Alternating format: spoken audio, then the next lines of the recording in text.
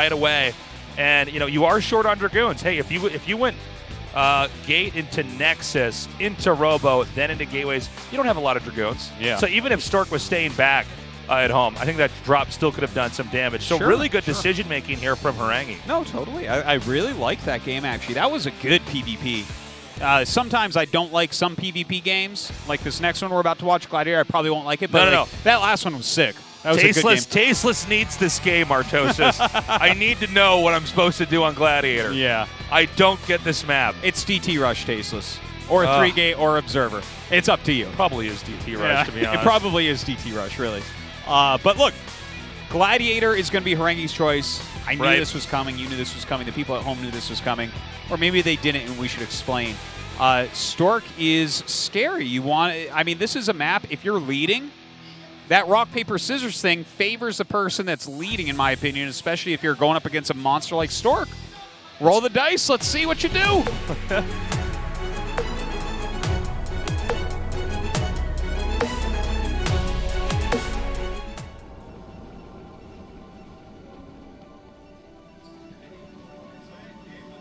So we've got Horang2 here in the top left. We've got Stork in the bottom left. And so, yeah, this is a map that Artos and I, we've been doing a lot of head scratching on for PvP because it's just really hard to get a second base up. Yeah. And depending on how you play it, you can, for instance, try to do a 3-gateway Goon Rush. But what if they DT? You can DT, but then what if they get observers? It's like there's no clear. Yeah.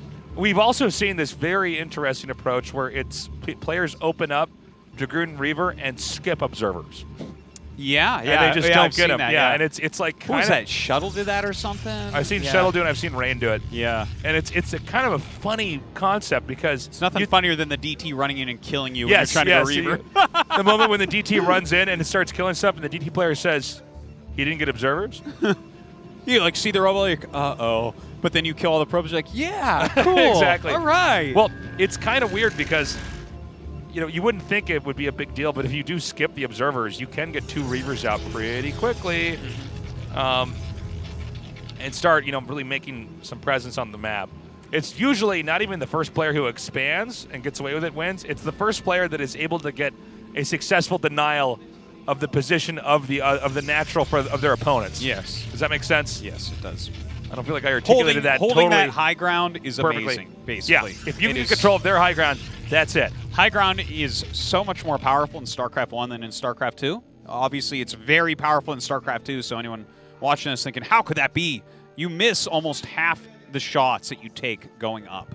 That's right. It's like, it's insane. Things fire slower in StarCraft 1 and stuff, and it's just like, trying to break those ramps is impossibly hard. It's very, very difficult. Which is, why it makes PvP kind of a crapshoot sometimes. And then, for instance, like I said, in TVP, we'll see some of these maps played, and you'll see more early scuffles on maps like this while they kind of battle for that high ground.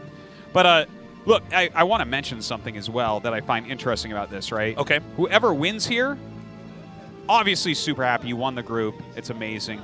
Whoever loses, I don't care who loses here, in my opinion, is an underdog in the next match. I agree. I think Mind and Best, I think Best will probably win this next match, but I think both of them are favored against both these guys. I think Stork could beat Mind, but... Yeah, it's possible, for sure. Well, the weird thing about Stork is you kind of don't ever want to count him out, even if he's the underdog against a lot of the other players he faces off against. I mean, he's a legend. There's no question there. And if he eliminates someone like a Mind or a Best, he already beat Best, right? But, if they play again, my money's on Best. And if Mind plays, my money's on Mind. So this is, extra important for Stork right now to choose the right build order. And what build order will that be? Ooh, nice juke and jive back in. Sees a second gateway, but that doesn't necessarily tell you too much. Yeah, I was wondering if he might actually cancel the gateway now and do something else. It's like the dreaded gateway cancels trick. Yeah. I think so. Not this game. Okay, so Stork up on the high ground here. What is Stork going for? We haven't seen yet. Does he have a tech building over there? I think he does. Oh, no, that's his core. Never mind. I guess that is a tech building, though, isn't it? Yeah, I guess it counts. Technically, the Dragoons are a unit you tech into, so... Yeah. So we're waiting here. It's still Stork on one gate. Yeah, show me what you got, guys. He must be going Robo. Yeah, he went Robo. All right. So is he going right up to Observer, or do you think there's a possibility he does the Reaver play? Artosis, I so don't understand this map. This is such. I think he's going to go Observer. Okay, Robo. Well, you know, going for Observer is okay. The problem is that, you know, if the other guy goes for Reavers, then you suddenly have a problem again. I think there's a chance, Artosis, that Stork will go straight into just Reavers and shuttles. Well, that's what I asked you, and you told me you don't know. No, but so I took one side, now you took the other side. Now What's that all about? Now I've come to a conclusion. I had to think about it for a little bit. Okay. The gears had to turn for a little bit. Okay, 2 more gates coming down here. Yeah, yeah. That to me screams Observer, whereas Horang2's with 2 gates already is more. I would imagine that's more likely to be Reaver. Because sure. he did go Robo as well. Well, this is another good way to play. So he's going to get that observatory down there. And what you do is you make several observers, and you try to play this kind of map control game where you want to always fight out in the open because your Dragoons are going to have a really good arc and a surround if the other guy's going for Reavers. And you want to try to kill his observers off too and kind of slowly and steadily push out. I have the feeling here that this is just slightly Horang2 favored. With that second gate first, Stork isn't going to overwhelm with Dragoons for a little bit, and his Reavers are going to be a bit later. Here's the tricky thing about it, is it's like, as far as unit comps, it's not like one beats the other. It is actually a situation where it depends on how you angle it. Yeah, yeah. Because if you're on an open map, and this map is fairly open. I mean, there's some high ground, low ground stuff, but if you have the right number of observers, if you can catch that shuttle. Oh, yeah. And the thing is, when you have this many Dragoons coming out now, it's pretty tricky for the Reaver player to push. And if you just keep them back and get a Nexus of your own, you're happy. Oh, totally. Stork also might even eventually get shuttles into Reavers of his own. That is a thing where you just kind of wait it out. Well, right now he's moving across the map. He has a good, solid amount of Dragoons here. It's like 7 with an 8th coming behind and a Zealot over here. It's 7 with a Zealot on high ground. So not something Stork is likely to try to go up and bludgeon. And like, it gets so risky when you do that. And look at a great scout by that Observer. Wow, yeah. He checks, no Nexus, getting right into that main base. And seeing just 2 gateways right now, I think he basically knows what's going on. Yeah. So Stork doesn't want to attack in here. Certainly not with Horang2 on the high ground. And what he does want to do is just try to keep a really good positional play here. And wow, look at this. Horang2 going to go for the Nexus here. I think he's realized, okay, the map is not safe for me. Stork should answer to that with an expand of his own. This is good play by Horang2, and I think he just started a Reaver too. Just kind of looking at the minerals and the gas popping up and down. So, you know, when he has a Reaver up there and that high ground, it's pretty hard for Stork to bust in. He just keeps making gateway units right now. I don't know if he has the Reaver tech yet, but he's actually going to try to bust onto the high ground here. A bunch of his goons are on low, so we see some shots already missing. I don't know if this is smart by Stork. Well, if the Reaver's not there, Stork will win the fight. That's what's kind of crazy about it. And I think the Reaver finally came out, but it's going to have to do a slow walk, and it only gets 2 shots off. Uh-oh, Horang2 in a bit of trouble now. His Dragoon's getting surrounded. But, hey, those high ground advantages plus his close rally points starting to pay off a bit. Yeah, that's true. Now, there should be a few more Dragoons coming out here. Okay, you know, I got to say, very nicely done there by Horang2. Always scary when you have your Reaver taken out like that. Yeah. He got some decent damage done with it. He got 2 Scarabs off, and at least one of them hit 3 goons, I think. So here's the thing, Artosis. This plan, the strategy is now going to be activated because he went in there, he killed a lot of Dragoons, and he has observers inside Horang2's base. I think the Reaver drop is going to come now here for our Stork.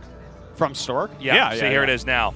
But if he can get over there quickly, Horang2 might not have the necessary defense. The Dragoons might not be in the right spot. And you can even see he has an observer leading ahead here. So I don't think there's any observers to spot this, right, for Horang2? He has one that's flying right now, see right there? Okay. So this one could see it coming if he tries to go. Horang2 has a pretty decent spread of units, though. There's like a set of Dragoons on one of the middle hills. Looks like he has something at the bottom of his hill at his natural. A couple Reavers sitting there very defensively. The Observer is moving, though. Okay. More and more Dragoons filling up the map here. And it looks like, I guess he's not going to do it. I was really sure he was, man. I thought totally he would fly in there with a shuttle and start dropping, especially because it's kind of tricky for Horang2 to defend the main. Yeah, there is that little bit of a positional advantage. But right now, look at the supplies. Horang2 up by 20. That's pretty big. Yeah, Artosis, that is pretty substantial here. And I think now Horang2 can actually start to move out on the map. Okay, Stork has his shuttle speed now. Gets it. Starts to move out. Horang2 has more units, though. I'm a little bit nervous here for Stork. Okay. Looks like Stork should be able to hold this position here on the high ground. It would be inadvisable to try to attack in there. I like the way you say that. I think it's supposed to be ill-advised. No, inadvisable works. It's but you remind me, it's like you're Mr. Data or something from Star Trek. Like that would be inadvisable, Captain. It's like, okay, yeah, I won't attack there then. That's okay. Horang2 looking pretty strong. Now, do you try to take a third base from here, or do you just mass for days? Well, Artosis, considering this is the only game we've ever had where they both get expansions up on Gladiator, I mean, this is uncharted territory. It's the second time. Yeah. Remember, all we did was talk about how no one ever gets to expand, and then Snow vs. Rain in the finals. We're like, well, this game they won't expand. They both just took expands immediately. It was like, what? I'm like, sometimes that just happens to us, guys. Yeah. We call it one way, and it does not turn out to be the case. But I think it's tricky, right? It appears like Stork could try to take control. And maybe even try to expand at that center left. I think you want to take the expansions that's on that little high ground area, and it's kind of isolated. Yeah, Horang2 looks like he's getting ready possibly right now. He's putting a pylon over to the right, but yeah. I think that's where his third base should go when he takes it. I also really enjoy this kind of like little observer mini game where they just keep catching each other's observers. Right, it's like one Dragoon and one observer chasing down another one. So we're getting a big gateway explosion here. The Templar tech is coming up. Storm is very important to have coming up here. You cannot win fights without having Storm. Destroys Dragoons, and if you get the Zealots at the right angle where they're bunched up, you can storm a clump of Zealots while they're trying to get the surface area to surround. It's good against Reavers as well. Like the shuttle will do a ton of damage with the de-excelling onto the picking up Reavers and trying to get out of there. And, well, obviously shuttle speed helps a bit, but Storm does make it a lot harder. Okay, Stork's going to try to come out again. He is still down about 15 supply here.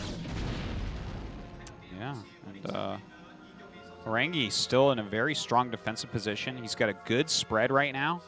I love the way that he's kind of, I think that might be a pylon in that little hill over to the right. He's going to observe on the left-hand side looking for Reaver drops.